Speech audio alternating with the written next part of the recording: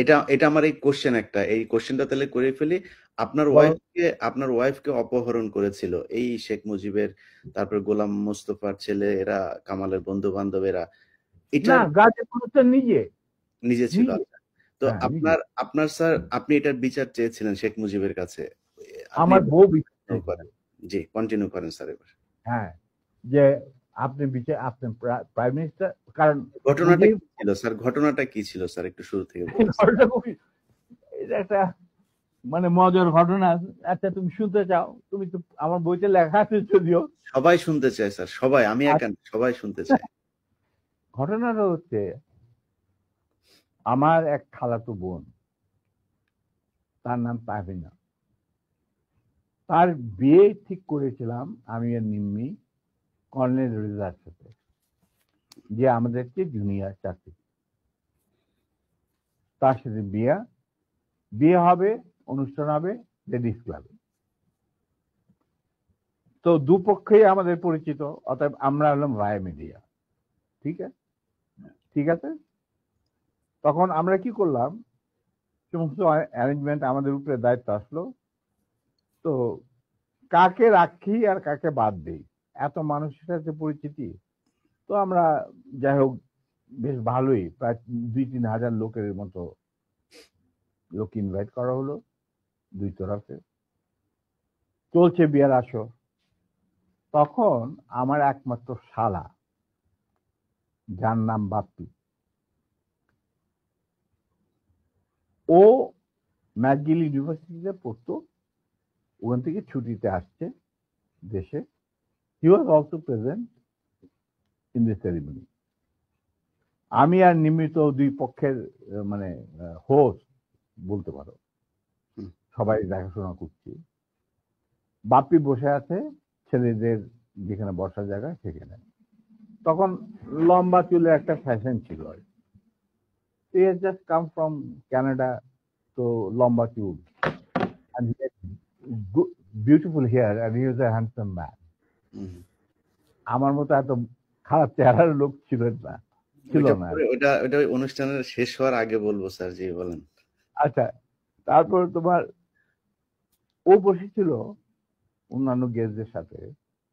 তার পিছনের রোতে গাজী গোলাম Mustafa and his wife was also invited in that function from the other side, not from our side, মানে ছেলে পক্ষের। বুঝতে পেরেছি। তো গাজী গোলাম মুস্তফার ছেলেরা আর তার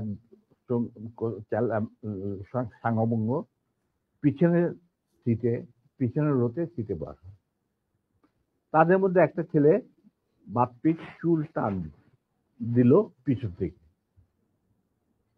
তো বাপ্পির পিছনে, ভদ্র মানুষ, বিদেশে থাকে, বিদেশে বড় হয়েছে, পিছিয়ে বললো, কিছু বলে না, সামনে আবার ওরা চুল টান দিল। দ্বিতীয়বার টান দেওয়ার পরে বাপ্পি পিছনে তাকে দেখো যে একটা ছেলে হাত সরিয়ে দিল। তখন বলে যে, তুমি চুল টান টান দিয়েছো? বলছে হ্যাঁ। বলে কি কেন? কারণ আমরা দেখছিলাম যে এত সুন্দর চুল, এটা কি পরচুলা না আসল? আচ্ছা, চিন্তা করো।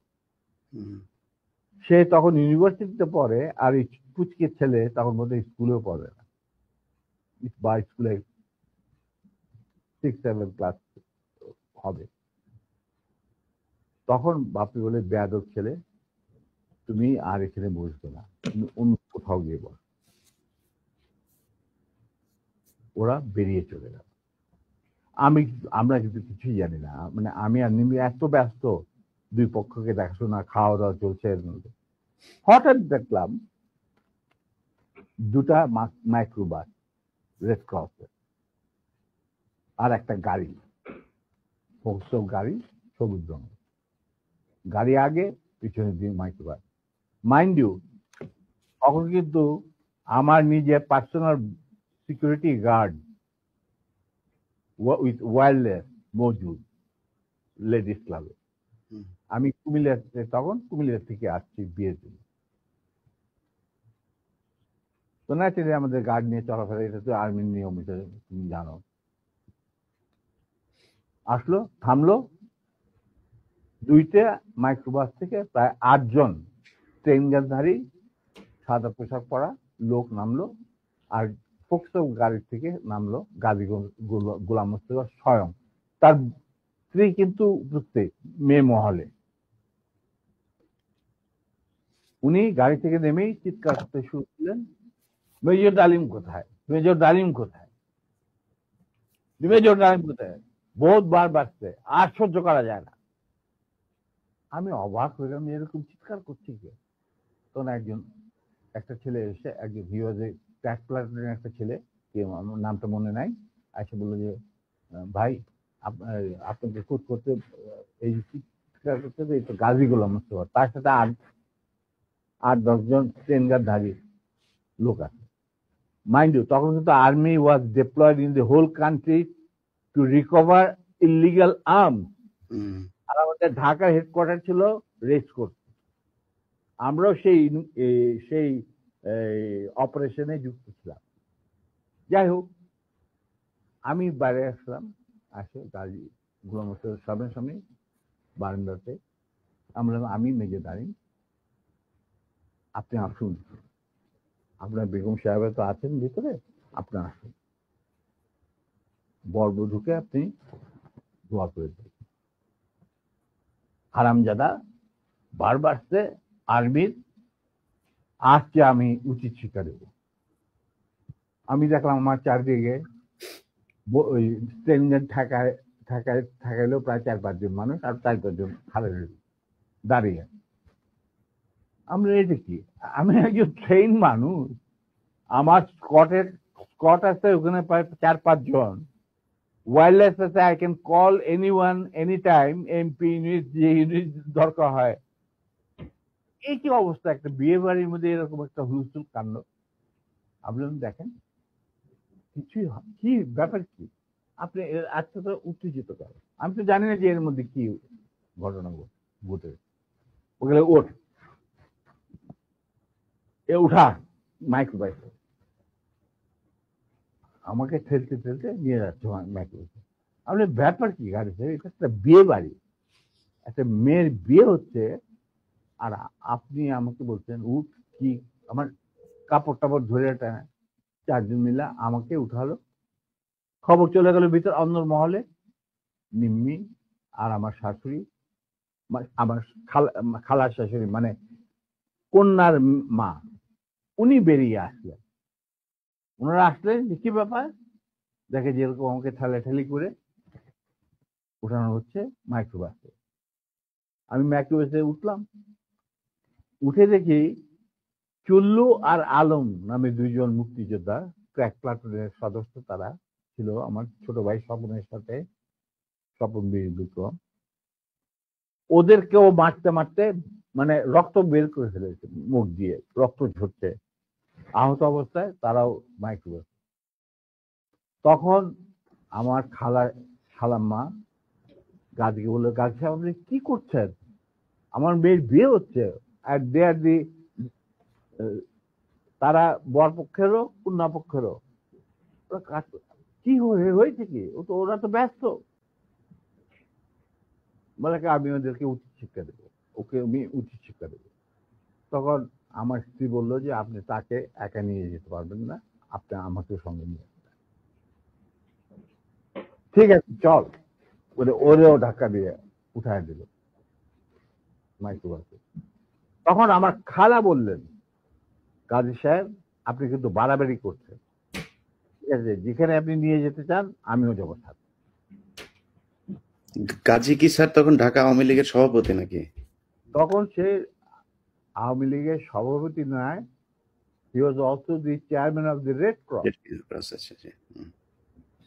বুঝতে পারলাম, শেখ মুজিবের সবচেয়ে প্রিয় লোক সে তখন। সে ঢাকার মধ্যে, মানে ঢাকা শহরে সে হলো মুজিবের সবচেয়ে বড় লাঠের সর্দার। অশিক্ষিত মূর্খ মানুষ সাধারণত রেড ক্রসের চেয়ারম্যান হয় না, কিন্তু ওকে বানানো হয় যাতে করে লুটের এই যে রিলিফের মার চুরি চামারি করতে সুবিধা। যাই হোক, সেটা অন্য ব্যাপার। তারপরে আমাদেরকে নিয়ে উনি গাড়ি ঘুরে চললেন প্রথম ফার্ম গেট, ফার্ম গেট দিয়ে ভিতরে ঢোকার পরে আমি দেখলাম যে আরে সম্পূর্ণ কোথায় চাচ্ছে, লক্ষ্মীবাড়ি ক্যাম্পে নাকি।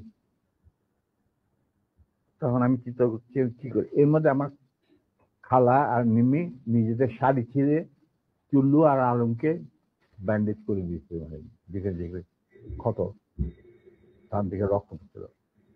আমি হঠাৎ বললাম, গাড়ি থামাও driver. In the meantime Swapan Bapi ওরা কিছু গেস্টকে বোধহয় নাম বাড়িতে পৌঁছে দেওয়ার জন্য নিয়ে গেছিল গাড়ি করে, বা ওদের গাড়ি আসছিল না, দেরি ছিল কিছু, ওরা উপস্থিত ছিল না। তো আমি বললাম গাড়ি থামা, ড্রাইভার গাড়ি থামা দিল। আমরা তখন আমার আমার আমার আমার গাড়িতে প্রায় 4 জন ট্রেন গানধারী লোক, তাদের একজনকে বললাম যে তুমি গিয়ে ওই সামনে যে গাড়ি, গোলাম মোস্তফা বসে আছেন, কাজী গোলাম মোস্তফা সাহেবকে বলেন নাই কিনা আসেন। Somehow that man with train guard, he got down and went to Gazi. গাজীও তখন স্টপ হয়ে গেছে, যে পিছনে গাড়ি স্টপ হয়ে গেছে। আসে বলছে, ওনাকে বোধহয় বলছে যে আপনাকে উনি ডাকছেন নিজের গাড়ি। গাজী গুলস্তান দরজা খুলে আমাদের মাইক ব্যবস্থা আসলো। তখন আমি গাজী গোলাম মোস্তফাকে বললাম যে গাজী সাহেব, আপনি তো আমারই নিয়ে চলছেন, কোথায় নিয়ে যাচ্ছেন জানি না, কিন্তু একটা কথা মনে করে রাখেন, আপনাকে মনে করাই দিচ্ছে আপনার ভালোর জন্য, যে আপনি যে আমাদেরকে এই মাইক্রোবাসে, রেড ক্রসের মাইক্রোবাসের মধ্যে ঢুকায় নিয়ে আসছেন, এটা কিন্তু হাজার হাজার মানুষ, শয়ে শয়ে মানুষ দেখতে উপস্থিত ছিল।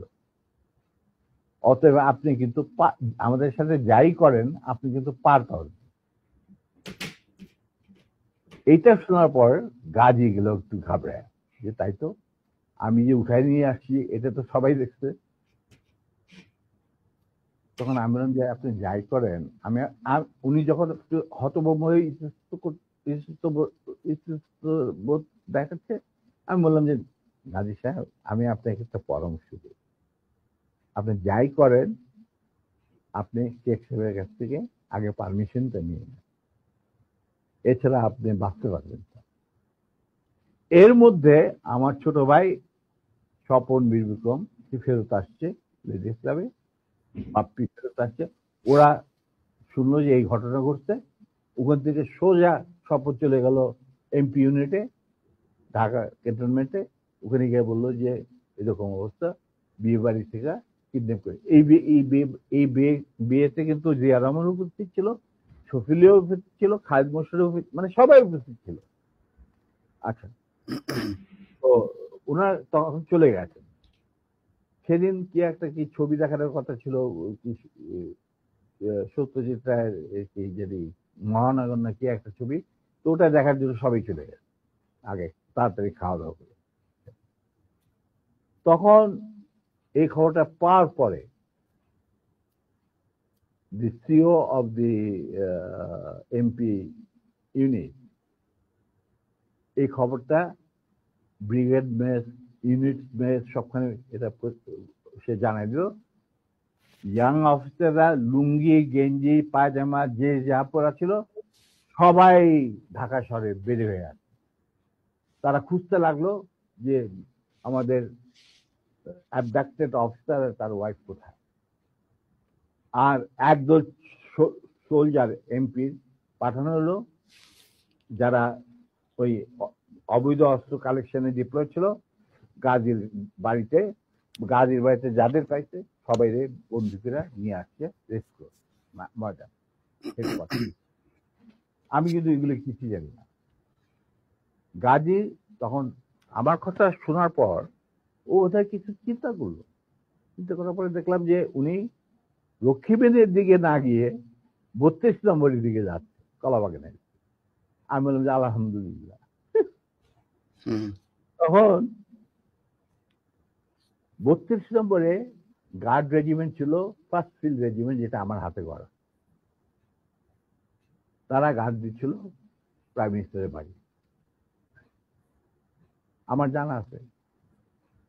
তো গাড়ি চললো, আমরা পিছে পিছে চললাম, আবার কাফেলাকে গাড়ি 32 নম্বরের গেটের ভিতরে ঢুকতে না দিয়ে বাইরে খাড়া করায়, স্টপ করা পর গাড়ি তার গাড়ি নিয়ে ভিতরে চলে যায়। আমরা ওখানে থাকলাম।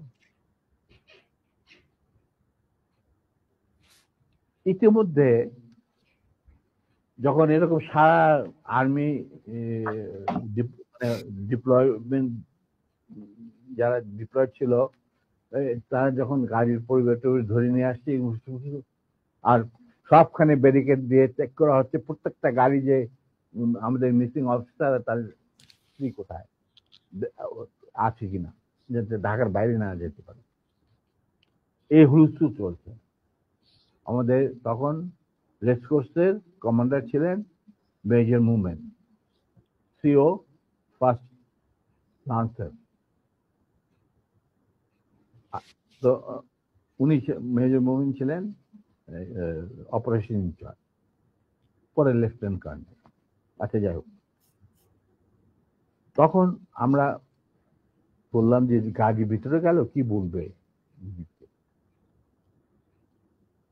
ঠিক সেই সময় দেখলাম একটা সাদা টয়টা গাড়ি আসলো, ড্রাইভিং সিটে বসা স্বপন, পাশে বসা আমার বোনের জামাই লিটু, আবুল খায়ের লিটু, যে নাকি বেঙ্গল গ্রুপের মালিক, বিরাট ধনী ব্যবসায়ী,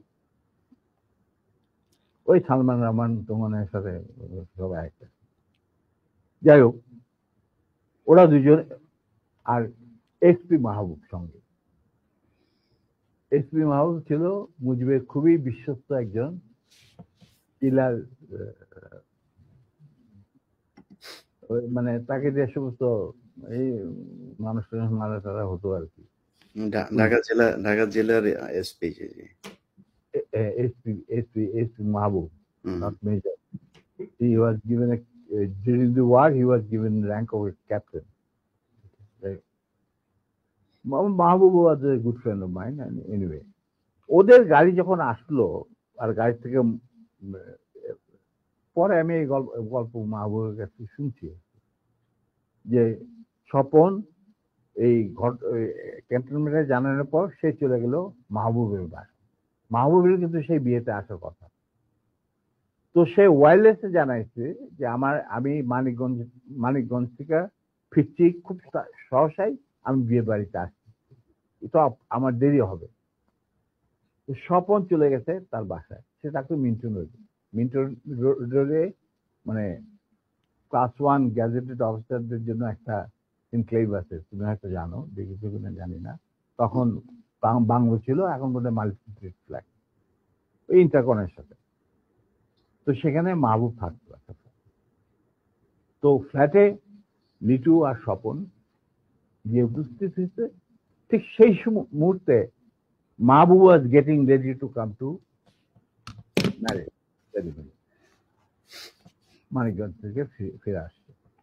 উপরে এটা দেখা যায় মাহবুব কাপড় টাপড় পরতে, চুল আছে। তখন লিটু আর স্বপনকে দেখে বললো যে কি ব্যাপার, তোমরা এখানে কেন?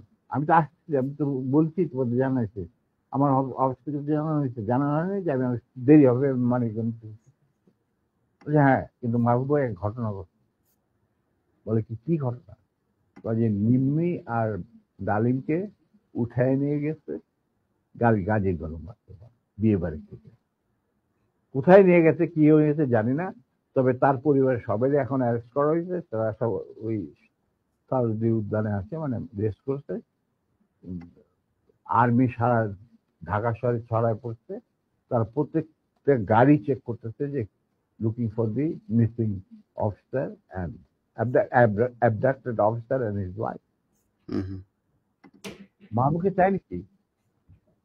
এটা তো সাংঘাতিক কথা। গাড়িতে তো বিশ্বাস করা যায় না বলে সে রেড টেলিফোন করতে, মানে হাত দিতে গেছে, রেড টেলিফোন বেজে উঠছে। কে? শেখ মুজিব। ফোন মাহবুব। তো উঠাইছে, কে বলছে? আমি মাহবুব বলছি। বলে যে আমি প্রাইম মিনিস্টার মুজিবুর রহমান। বলে কি? জি স্যার বলেন। বলে কি তুই ইমিডিয়েটলি আমার বাসায়। এর মধ্যে chief of staff, deputy chief of staff, CGS Khalid Mosharraf এদেরকে ডাকানো হয়েছে, এরাও আসছেন। Major colonel Nuruzzaman, Rakib chief, এরা উপস্থিত আসছেন সবাই। Zia Rahman also change, deputy chief. আচ্ছা, মাহবুব তখন বলল, চলো। তখন লিটুদের গাড়িতে বসেই ও চলে আসলো। তো ওই গাড়িটা যখন গেল, গাড়ির নাম্বার দেখে আমি বুঝলাম যে উই আর সেফ, আমাদের মারবে না। কারণ এরা যখন এসে উপস্থিত হয়েছে, তার মানে things will be under control। আর সারা দেশে কি হচ্ছে এগুলো তো জানি না, মানে সারা ঢাকা শহরে। তখন গেটের সামনে থামলো, ওটা থেকে মাহবুব নামলো, সব ওনার লিটু গাড়ি নিয়ে দূরে গিয়ে সামনে ব্রিজের কাছে থামলো, গাছের ছায়া নিচ্ছে। আমরা যে মাইক্রোবাসটা আসছি ওটা কিন্তু ওরা জানে না। মাহবুব চলে গেল ভিতরে। ইন দি মিনটাইম আমি চিন্তা করছি যে আমি কি করব, কি করা উচিত। আমার ফার্স্ট ফিল্ডের রেজিমেন্টের লোকেরা মুজিবের গার্ড রেজিমেন্ট হিসেবে তখন নিয়ে যেত। আমি যদি একটা আওয়াজ দেই তখন তো তারা সমস্ত ব্যারেল ঘুরাই দেবে। কিন্তু এর মধ্যে একটা ক্রস ফায়ারের সিচুয়েশনে কে মরবে কে বাঁচবে এটাও তো একটা সমস্যা। এটা বোধহয় ঠিক হবে না। যেহেতু মাহবুব ভিতরে গেছে, লেটস সি হোয়াট হ্যাপেন। কিছুক্ষণের মধ্যেই মাহবুব, আমি দেখলাম যে মাহবুব না, শেখ কামাল, রেহানা, তারপরে শেখ জামাল, বেগম মুজিব নিচে গেটের বাইরে এসে আমাদেরকে খালাম্মা টালাম্মা চলার অসুবিধা, মানে রক্তাক্ত চুল্লু ওদের দেখে তো ওরা ঘাবড়ায় গেছে। তারপরে নিম্মির অবস্থা তো ভিতর নিয়ে আমাদের ভিতর নিয়ে গেল। তখন ভিতর না যাবো দেখলাম সিটিং রুমে প্রথম আমার ডাকলেন মুজিবুর রহমান আর আমার নিম্মিকে। তো রেহানারা সব ওখানে দাঁড়ায় রইল, মিসেস মুজিব দাঁড়ায় রইলেন, আমরা ভিতরে গেলাম। গিয়ে দেখে সব মজলিস বসে আছে, chief of staff, deputy chief staff, CGS and all that. তখন এর মধ্যে গাজী গণহত্যার বাসা থেকে ফোন আসছে প্রাইম মিনিস্টারের কাছে যে বাড়ির সবাই ধরে নিয়ে গেছে আর্মি। যতক্ষণ পর্যন্ত আমাদের অফিসার লেডি ওয়াইফকে না পাওয়া যাবে আমরা কাউকে ছাড়বো না। আর ওই গার্মেন্ট 17 জন যে গার্মেন্ট গেছিল মাইক্রোবাসে, এই খবর শুনা গাজীরও মুখ শুকায় গেছে, মুজিবুর রহমানেরও মুখ শুকায় গেছে, যার জন্য এই সবাইকে ডেকে নিয়ে আসছে, জিয়া রহমান, শফিউল্লাহ, খালিদ মোশাররফ। আচ্ছা, তো মুরলী বুদ্ধি আর কি। আমরা ঢুকতেই নিম্মিকে জড়ায় ধরলেন মুজিবুর রহমান, মা তুই কাঁদিস না, তুই কাঁদিস না, আমি এটার বিচার করব। এই হারামজাদা গাজী, তুই করছিস কি? এটা কি করলি তুই? যা ওর পা ধরে মাপ চা। আমার বউয়ের পা ধরে মাপ চা। গাজী একটু অগ্রসর হওয়ার পর আমার বউ বলল, নিজের চপ্পল খুলে বলল, খবরদার, তুমি আমার ক্ষমা পাওয়ার যোগ্য নয়, আমি তোমাকে ক্ষমা করতে পারবো না, তুমি পিছিয়ে যাও। মুজিব আর বাকিরা তো সব চুপ করে বসে, আমি চুপ করে দাঁড়িয়ে। তখন বলতেছে মা, আবার মুজিব আমার বউ নিম্মি জ্বরে ধরে বললো, মা আমি এর উপযুক্ত বিচার করব, তুই আমার ভরসা রাখ। তখন আমার বউ বলছিল, নিম্মি বলছিল যে চাচা, যাদের রক্তের উপরে আপনি আজ দেশের প্রধানমন্ত্রী, তাদেরই আজকে রক্ত ঝরাইতে হয় স্বাধীন দেশে গাজীর মতো একটা কম্বল চোরের হাতে। এর বিচার আপনি কি করবেন? আমি বিচার আল্লাহর কাছে, আল্লাহ তার বিচার করবে, আমি আপনার কাছে কোনো বিচার চাই না। তখন আবার বেগম মুজিব বলে ওদেরকে উপরে নিয়ে যা, হুম, তখন ওদেরকে উপরে নিয়ে ওদের আস্তে আস্তে কি জানে। এরপর আমরা বলি যে একটা কর, শফিল্লা তুমি ওই আর্মি কন্ট্রোলে ফোন করে মোমিনরে বলো গাজীর পরিবারে ছেড়ে যাবে। তো শফিলে পিক আপ দি ফোন, রেড ফোন, ফোন করলাম মেজর মোমেনকে। মেজর মোমেন বললেন, sir I am sorry, we are deployed to recover the miscreants and the illegal arms operation আমরা নিয়োজিত। আমি কিভাবে একজন 17 জন অস্ত্রধারীকে ছেড়ে দিতে পারি? Kazi has to produce the missing officer, his wife and এই 17 জন অস্ত্রধারীকে আমাদের কাছে সুপর্দ করতে হবে। তারপরে আমি ডিসাইড করব আমি গাজীর ফ্যামিলিকে ছাড়বো কি ছাড়বো না। অবস্থা গেল আরো বিগড়ে, মুজিবও কাপাকাপি শুরু, ওদের গাজীগুলো তো বুক শুকায় শেষ। আর সুফিয়া দেখো prime minister sir prime minister desire or not desire, উনাকে বলেন উনি লিখিত অর্ডার দিল আমি সেটা মানব না, because I have got my mandate which I have for my chief of staff. এখানে কোনো ভাই বোনদের ব্যাপার না, এটা হলো লিগাল ম্যাটার, লিগাল ব্যাপার। তখন ছবি বললে তবু দেখো মোমেন্ট তুমি যদি একটুখানি, তখন বলে sir please don't, I have got my moral ethics, I am promise bound touching the Quran when I got commission. আমি এটা আপনার এই কোন রকম আকুতি মিনতি আমি শুনবো না, that is beyond my dignity বলে উনি ফোন রেখে দিল। তখন মুজিব সবই শুনলেন, যে স্যার এরকম ব্যাপার, এটা তো লিগাল কমপ্লিকেশন দেখা দিচ্ছে। তখন বলে আর একবার তুই ফোন কর। তো মুজিবুর রহমান শফিরা বললো, শফিউল্লাহ আবার ফোন করলো, আমরা দাঁড়ায় আছি, আমি দাঁড়ায় আছি, নিমের আছে উপরে চলে গেছে। ফোন করার পরে শফিউল্লাহ বলে যে লোক moment, I request you once again please. তখন মুজিবুর রহমানকে দে আমারে দে। উনি ফোন নিয়ে বললেন মেজর মোমেনকে যে আমি মুজিব বলছি।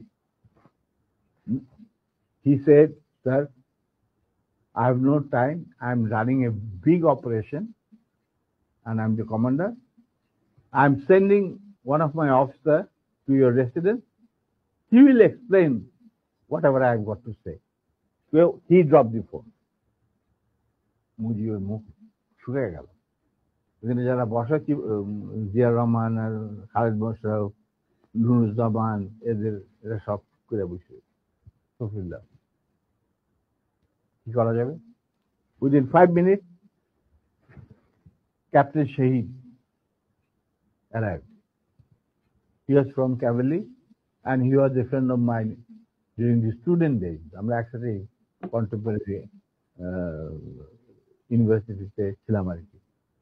হ্যাঁ, ও হলো তোমার কি বলে এটা লালবাগের ছেলে, আমরা ছিলাম মালিবাগ। যাই হোক, সরি, ও আমরা দোস্ত মানে বন্ধু। তো captain he was a repatriated officer anyway. তো শহীদ আসছে, আসার পরে তখন মুজিবুর রহমানের এবং আদালতের সামনে শহীদ বলে যে sir, I have been ordered to come and convey the message loud and clear to you that it is a legal matter. Ghazi has violated the Prime Minister's order on which army has been deployed over the whole country, and he had abducted an officer in uniform and his wife while he himself is engaged in this operation along with 17 gunmen in the Red Cross microbus.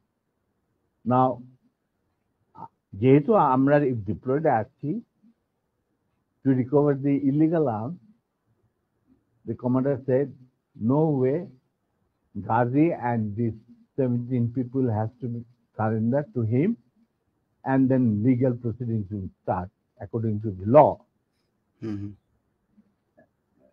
দেশে emergency চলছে, আমাদেরকে prime minister খুব ঝুঁকিপূর্ণ দায়িত্ব দিয়েছেন, আমরা আমাদের যথাসাধ্য চেষ্টা করে যাচ্ছি। তখন বলে স্যার আমার আর কিছু বলার নেই, আপনার যদি কিছু বলার থাকে আমাকে বলা হয়েছে সেটা শুনে আমাদের কমান্ডারকে জানান। না ঠিক আছে, তুমি যাও বাবা। তো শহীদ চলে গেল। এরপর শেখ মুজিব আমাকে বললো, তুই মাফ করে দে। আমি বললাম, স্যার আমি তো বললাম। মানে স্যার শেখ মুজিব কি কাউকে বোধহয় আপনি টাপনি মানে অফিসিয়াল কোনো এগুলি মানতো না না? না, আমাকে তুই করে বলতো, কারণ আমার একটা পারিবারিক সম্পর্ক ছিল তো। না উনি তো মাহবুবকেও তুই করে বলতো, গোলাম মোস্তফাকেও তুই করে বলতো, শফিউল্লাহকেও তুই আমি করে জানি না, কিন্তু আমাকে উনি তুই করে বলতেন। আমি তো ওর থেকে যে কোনো সময় গিয়ে ডাক্তার যাইতাম, খাবার খাইতাম বসে। কই মাছ পছন্দ করতেন, ওই ওনার চৌবাচ্চে সবসময় বড় বড় কই মাছ থাকতো, আরামসে খাইতাম, চলন বিলে কই মাছ, কোনো হুম, অসুবিধা নেই। আমার তো গতিবিধি ছিল খুবই খোলা, মানে আমি যে কোনো সময় যাইতে পারতাম, যে কোনো সময় ডাকলেই চলে যেতাম। উনি প্রায় ডাকতেন আমাকে আর্মির খবর না দিয়ে। জি স্যার। তো এখন উনি বললেন, ঠিক আছে দাঁড়েন, যা আমি বিচার করব। আমি স্যার ভেরি গুড। তো এই আমার গাড়ি বাই করে ওরা বাসায় পৌঁছে দিয়ে, ওরা নিবে এদেরকে বাসায় পৌঁছে, মানে মার্সিডিজ। আমি স্যার নট নিডেড, বাইরে স্বপন আছে, আরো 2-4 দিনের মধ্যে আসে পড়তে, গাড়ির কোনো অভাব নাই, আমরা চলে যাব, আপনার গাড়ি দেওয়ার দরকার নেই। বলে কেন, শোনো এক কাজ, আই গাড়িগুলো আরামদাদা তুই যাবি এর দেখাতে বিহার, বাকি কাজ যে সম্পূর্ণ হয় নাই সেটা সম্পূর্ণ করার সম্পাদন করার জন্য। নিমিক বলল, খবরদার তুমি আর লেডিস ক্লাবে ঢুকার তোমার কোনো অধিকার নাই, তুমি সেটা লস করছো, তুমি যাবে না, ইউ উইল নট গো। তখন চুপ, তোমরা চলে যাই। আমরা চলে আসলো। আসার পরে কন্যা সম্প্রদানে যে বাকি কতগুলি থাকে না রকম রকম, ওই সমস্ত সম্প্রদান করা হইল। এরপরে 2 দিন পরে আমি কুমিল্লায় ফিরে চলে আসবো। হঠাৎ শেখ মুজিবুর রহমান সাহেব ডাকলেন চিফ অফ স্টাফ শফিউল্লাহকে। ডাকার পরে কি কথা ছিল জানি না, উনি ফেরত এসে বললেন যে Dalim, you can go back to Comilla now, you to তোমার তোমার একটা তোমার এই তোমার নিমের ঘটনাকে নিয়ে এর মধ্যে তো অনেক গোলমাল হয়েছে। এটা আমার বইটা আছে, যে কি অবস্থা আর্মির মধ্যে উত্তেজনা না, অল দিস থিংস, এগুলো আমি ডিটেলসে যাচ্ছি না। উনি বললেন যে একটা কোর্ট অফ ইনকোয়ারি করতে হবে। আজব ব্যাপার, দোষ করলো গাজী, কোর্ট অফ ইনকোয়ারি হচ্ছে আমার। তা আমি বললাম যে ঠিক আছে স্যার, কোর্ট অফ ইনকোয়ারি করতে করেন। তা আমি আর কুমিল্লায় যাওয়া বন্ধ হলো। এরপরে আর আমার কুমিল্লায় যাওয়া হয়নি। উনি কি করলেন, হঠাৎ একদিন, না এরপরে আমি কুমিল্লাতে ফেরত চলে গেলাম কোর্ট অফ ইনকোয়ারি শেষে। কুমিল্লায় থাকা অবস্থায় হঠাৎ একদিন ঢাকা থেকে ফোন আসলো যে 13 জন না অফিসারকে আর্মি থেকে বাদ দেওয়া হয়েছে। ইনিশিয়ালি 65 জন অফিসারকে এনলিস্ট করা হয়েছে, আর প্রথম যে 7 জন অফিসার লিস্ট বাইরে হয়েছে, পিও 9, প্রেসিডেন্সিয়াল অর্ডার 9 একটা ছিল তখন, কোনো কারণ দর্শানোর ব্যক্তি রেখে আপনি যে prime minister was entitle to sack anyone from the service, এবং সংসদ সদস্যদেরকেও। হ্যাঁ। তো P1 ওইটাকে বলা হইতো প্রেসিডেন্সিয়াল অর্ডার নাম্বার 9, পিও 9। তো ওই পিও 9 এর আমাদের আমি আর আমার নাম প্রথম, তারপরে বাকি 5 জন। তো নূর, আমি এই ঘটনা যখন ঘটে, খবরটা আমি ঢাকা থেকে পাই রাত্রেবেলা। সেদিন আমার বাড়িতে একটা পার্টি ছিল কুমিল্লায়। আমি আমার স্কুলে আমি কুমিল্লা জিলা স্কুলে পড়াশোনা করছি। স্কুলের টিচারদের আর ভিক্টোরিয়া কলেজ থেকে পরীক্ষা দিচ্ছিলাম। ওই কলেজের সমস্ত প্রিন্সিপাল থেকে সমস্ত প্রফেসরদের আমি বাড়িতে একটা দাওয়াত করছিলাম। তো পার্টি চলছিল, তখন হঠাৎ নূর আমাকে ফোন করে ঢাকা থেকে জানাইলো, হি ওয়াজ দেন এডিসি টু জিয়া রহমান, যে স্যার আমাদেরকে তো স্যাক করা হয়েছে পিও 9 এর আন্ডারে। খবরটা আসছি ব্রিগেড কমান্ডার নাজিমুল হুদার কাছে। তো নাজিমুল হুদা আমাকে খুব ভালোবাসতেন। যুদ্ধের সময় আমরা একসাথে ছিলাম, কয়েকটা অপারেশনও করছি আমি ওনার সেক্টরে থেকে। হি ওয়াজ এ ফাইন ম্যান। উনি আগরতলা ষড়যন্ত্র কেসের মধ্যে একজন আসামি ছিলেন। যাই হোক, টু কাট ইট শর্ট, উনি এই ব্যাপারটাকে মানিয়ে নিতে পারেন। এর পরের দিন উনি আমাকে নিয়ে বললেন যে আমি যাচ্ছি ঢাকায়। ঢাকায় যে আসলাম, সন্ধ্যার সময় গেলাম শেখ মুজিবের বাড়িতে। He also had an easy access to Sheikh মুজিবের house. গিয়া শেখ মুজিবকে একটা রেজিগনেশন লেটার দিয়ে বলো, sir this is a resignation I am serving, I am submitting. এটার official copy will come due process to due process. Mujibur Rahman was favour class. এটা কি নানু, তুই তুই কেন? Sir I am no more interested. যেই আর্মিতে আমরা কোনো কিছু লোভে আমরা আর্মিতে চাকরি করি না, না পয়সার লোভে, না কুরবস্তির লোভে। আমরা শুধু আমাদের দেশের খেদমত করার স্বার্থে আর নিজেদের আত্মসম্মান বজায় রাখার জন্য আমরা ইউনিফর্ম ধারণ করি এবং ওত নিই। যেখানে আমাদের ইউনিফর্মের কোনো মূল্য নাই, আমি সেই আর্মিতে চাকরি করতে চাই। যদি আপনি আমার অনেক কাছের লোক, আপনাকে তবে আপনার প্রতি আমাদের শ্রদ্ধা থাকবে। এদের যদি আপনি চাকরি থেকে বাদ দেন, আমি সে জায়গায় চাকরি করতে না। You become very emotional. তোরা খালি তোদের দিক দেখো, আমার দিকটা কেউ দেখে না। তখন উনি বলেন যে স্যার আপনার দিক দেখা আপনি যথেষ্ট, আর অনেক লোক আছে, but this is my final decision. তো আমরা বেরিয়ে আসছিলাম সালাম জানায়। তখন মুজিব আমাকে বললো যে ডালিম তুই একটু থাম, হুদা তুই একটু বাইরে যা। হুদা বাইরে গেল। আমার বললো যে তুই আর নূর আমার সাথে রাখছি বাসায়, যত তাড়াতাড়ি সম্ভব। তো গেলাম মুজিবের। আমরা প্রথম যাইতে চাই না, কেন যাবো ওখানে, সেই জন্য।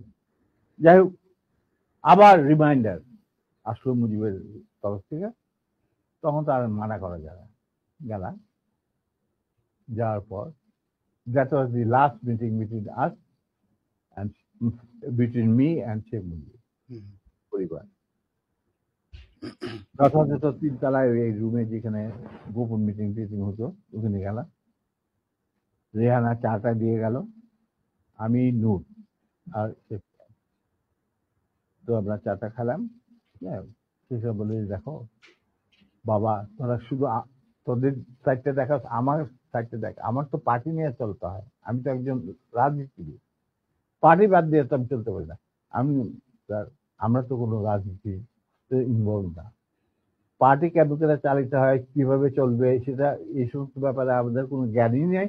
আপনার জ্ঞান আছে, আপনার জ্ঞান আপনার কাছে রাখেন, আমাদের কেন এই সমস্ত বলতে বলে না না তুই তোরা তো আমার এই ডিসিশনে পার্টি চাপে আমাকে, আমি এই সিদ্ধান্ত নিতে হচ্ছে।